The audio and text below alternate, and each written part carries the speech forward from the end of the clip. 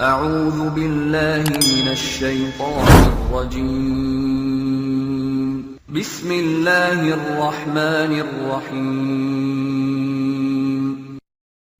Begitu juga jodoh.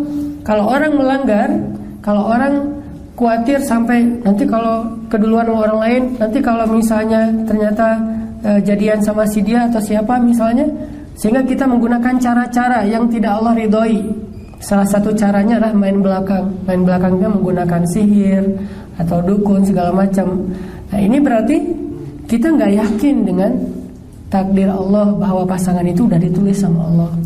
Kalau waktu kecil dulu suka kayak ngitung-ngitung gitu, nama dia hurufnya berapa, terus nama kita kalau nggak nyambung dipaksa-paksain, ujung-ujungnya nyambung aja pokoknya, gimana caranya. Ini pemaksaan takdir. Pernah nggak sih dulu nulis nama di papan tulis atau hitung-hitung angka atau huruf gitu? Saya dulu pernah dan nggak ada yang berhasil. Yang ditulis waktu masa-masa SMP, SMA gitu nggak ada yang berhasil. Ternyata semua ramalan, semua logika, semua hitung-hitungan itu nggak ngaruh, nggak termasuk kayak horoskop. Kita, ini zodiak dia apa, dia sionya apa, terus apa baca setiap hari, setiap minggu. Minggu ini lo mending nggak usah datang ke rumah dia daripada ramai gitu. Justru ramainya gara-gara nggak datang misalnya. Atau ada aja. Terus dicoba diramal. Minggu ini bakalan bahagia, ada kejutan datang dalam kehidupan kamu soal masalah percintaan. Kalau baca kayak ramalan gitu kan, yang pertama dilihat kan selain keuangan, percintaan kan.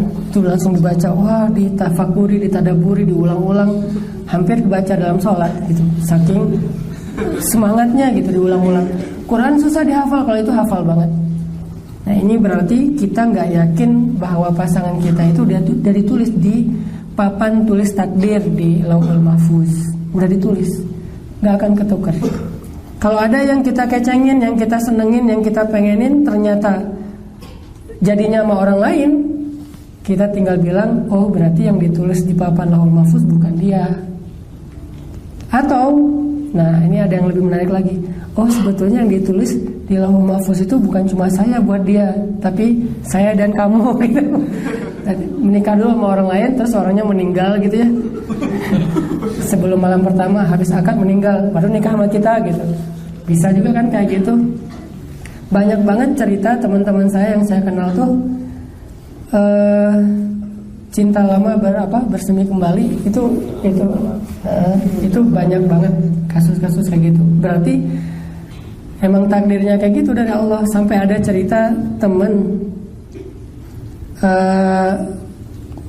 ini kalau kita ngomongin dengan bahasa sekarang mah pacaran gitu ya. Gak tahu pacarannya udah jauh atau yang pacaran biasa.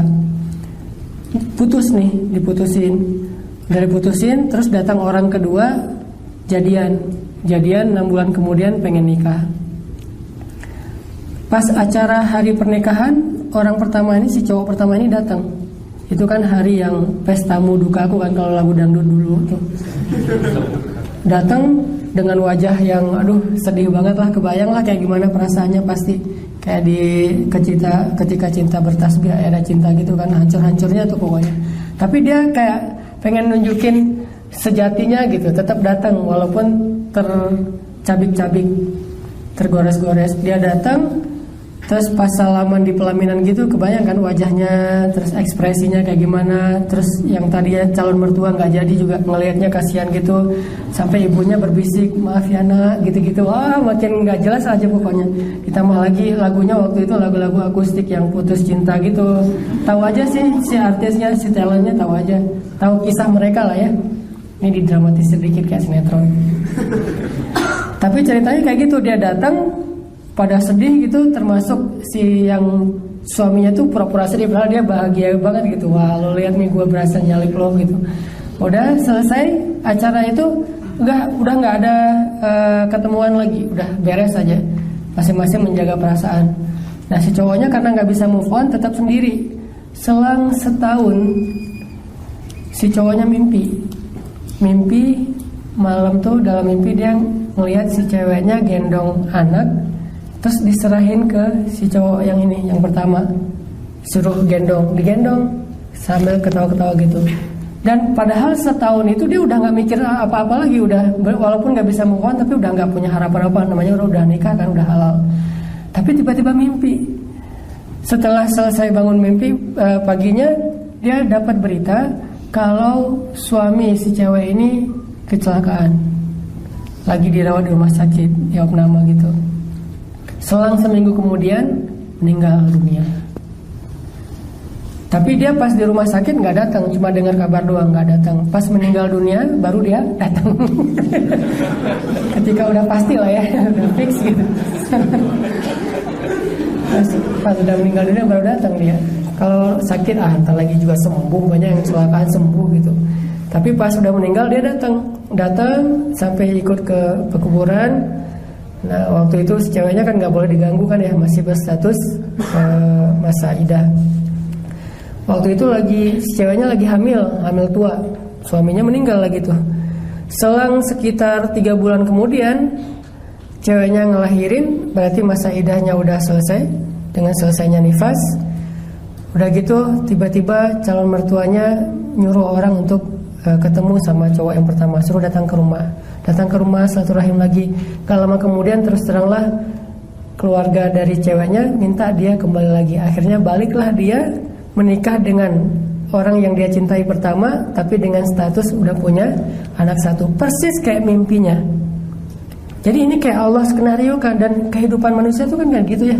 Walaupun gak selalu lewat mimpi, tapi mimpi itu kadang-kadang kan Allah kayak ngasih kayak ngasih bocoran gitu, ngasih kisi-kisi lah ya. Tapi kadang-kadang gak dikasih kisi-kisi, langsung dikasih kejutan, dan hidup kita kayak gitu. Berarti nggak ada yang ketukar kalau emang Allah udah nulis takdirnya kayak gitu. Tinggal kita ngejalanin aja. Yang penting jangan melanggar hukum Allah. Itu doang sih. Dan nggak perlu juga kita dengki iri sama orang lain. Karena gimana pun kita berusaha, kalau emang takdirnya bukan dia, nggak bisa tuh. Jadi bukan salah teman kita yang nyalip kita duluan, padahal kita ngecenginnya udah 2 tahun. Dia nggak salah. Jadi kita jangan melampiaskan ke dia. Jangan nyawa preman pasar terus habisin dia, enggak. Karena bukan salah dia, bukan dia yang nulis takdir. Gimana pun kita berikhtiar atau sebaliknya, kalau emang takdirnya enggak seperti yang kita harapin, enggak akan jadi itu. Allah yang mentakdirkan cewek ini atau laki-laki ini nikah sama perempuan tersebut. Sehingga tidak ada orang yang perlu kita salahkan, tidak ada orang yang perlu kita jadikan kambing hitam, tidak ada sesuatu yang perlu kita keluhkan. Terus buat apa perjalanan 2 tahun, 3 tahun, 10 tahun ngecengin, mencari ta'aruf dan segala macam? Di situ kita belajar tentang banyak hal, salah satunya tentang kebesaran Allah. Jadi poin pertama, Allah bilang bahwa pasangan itu takdir Allah. Yakinlah kalau kita nggak dikasih pasangan di dunia, gak usah khawatir meninggalnya. Jangan sampai kita meninggal, aduh saya bentar lagi kayak mau meninggal nih, saya nggak rela, kenapa belum nikah? Nggak, nikahnya nanti di akhirat. Toh banyak banget hadis yang Nabi bilang Allah yang sendiri akan menikahkan dia dengan pasangannya atau dengan bidadari. Itu banyak banget hadis kayak gitu. Salah satunya hadis tentang orang yang menahan amarah. Siapa yang mampu menahan amarah ketika dia mampu marah, kata Nabi, maka Allah Subhanahu wa taala akan memilihkan untuk dia pasangan-pasangan yang dia bebas mau milih yang mana aja. Allah akan berikan untuk dia pasangan, dia bebas memilih yang mana aja, nanti Allah yang akan menikahkan dia di hari kiamat. Dan itu hadis sahih tentang bab la taghdab, jangan marah. Dan hadis-hadis kayak gini banyak di dalam hadis Nabi. Ini menunjukkan bahwa akad nikah, resepsi pernikahan, wedding itu bukan cuma ada di dunia, ada juga di akhirat. Malah wedding di akhirat itu kayaknya lebih seru, karena WO-nya itu udah para malaikat sendiri, bukan manusia. Yang nggak perlu bayar mahal, nggak ada kesalahan teknis, WO-nya langsung para malaikat. Terus penghulunya Allah sendiri, yang jadi wali, penghulu. Khutbah nikahnya mungkin Rasulullah kali ya. Rasulullah menyampaikan. Yang jelas, kalau kita mau mengimajinasikan akhirat, karena akhirat itu jangan hanya diyakini tapi diimajinasikan semampu kita. Dan dengan closing, apapun kebaikan surga yang kita imajinasikan, pasti surga lebih dari itu. Apapun keburukan neraka yang kita imajinasiin, pasti neraka lebih buruk dari itu. Tapi kita boleh berimajinasi sebaik mungkin tentang surga, walaupun surga tetap lebih baik daripada yang kita pernah bayangkan. Jadi kalau di dunia hal yang paling menyenangkan mungkin hari pernikahan itu kita didandanin. Cuman kalau cowok didandanin agak-agak gimana gitu ya. Kan ada yang model pakaian cowok, oke kalau pakaian doang, tapi sampai di make upin, pakai lipstick, cowok juga pakai lipstick, itu agak-agak gimana kalau orang Sunda yang geleh gitu ya. Kok pakai lipstick cowoknya. Nah, nanti di surga pasti lebih dari itu. Lipstiknya warna-warni. Yang jelas ada wedding, ada akad nikah, ada hari bahagia di surga, dan itu kayak pernikahan termahal sepanjang sejarah manusia. Pernikahan termahal di dunia aja, misalnya yang menikah pangeran Arab mana atau pangeran Inggris atau apa menikah, itu aja udah heboh sedunia kan, apalagi pernikahannya pangeran surga. Jadi tetap kita yakin bahwa pasangan kita itu udah Allah ciptakan. Terus kalau ada yang nggak sesuai dengan harapan kita, kok dia jadi sama ini, kok ini sama ini, kok ini begini, kok ini begitu, kembalikan lagi, memang takdirnya Allah tuliskan demikian. Kita cuma ngejalanin sebaik yang kita mampu. Hasilnya Allah yang menentukan. Itu yang pertama tentang pasangan.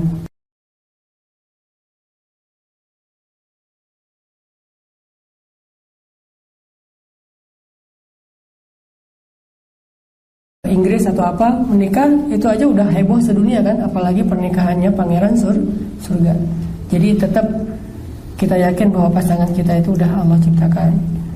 Terus kalau ada yang nggak sesuai dengan harapan kita, kok dia jadi sama ini, kok ini sama ini, kok ini begini, kok ini begitu, kembalikan lagi, memang takdirnya Allah tuliskan demikian.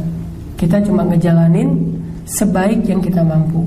Hasilnya Allah yang menentukan. Itu yang pertama tentang pasangan.